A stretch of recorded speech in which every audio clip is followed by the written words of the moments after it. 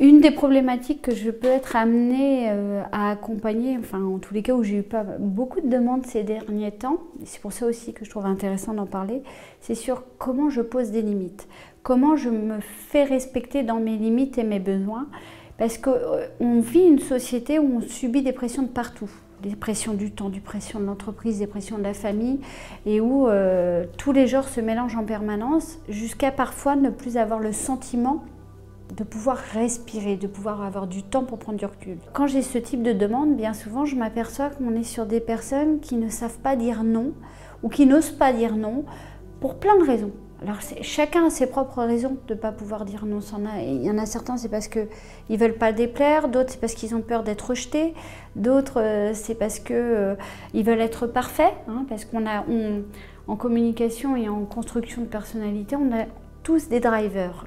Les plus connus sont le soi parfait, le fait plaisir, le fait vite, le sois belle et tais-toi, enfin, etc. Donc on a vraiment des drivers de vie qu'on a tous plus ou moins à des différents degrés et qui peuvent être très gênants dans nos propres respects de nous-mêmes en fait. Parce qu'en fait, là où la limite de l'exercice vient heurter les personnes, c'est quand ce qu'elles font les mangent dans leurs propres limites et leurs propres besoins. Donc moi, mon accompagnement, il consiste en quoi? Il consiste à accompagner la personne pour que d'abord, elle sache où sont ses limites, quand est-ce qu'elle ne se respecte plus, et ensuite, quelle démarche, quels moyens elle peut mettre en œuvre pour amener les autres à se respecter.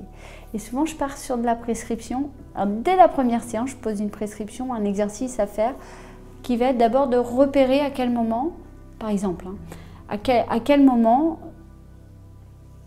je ne me sens pas respectée.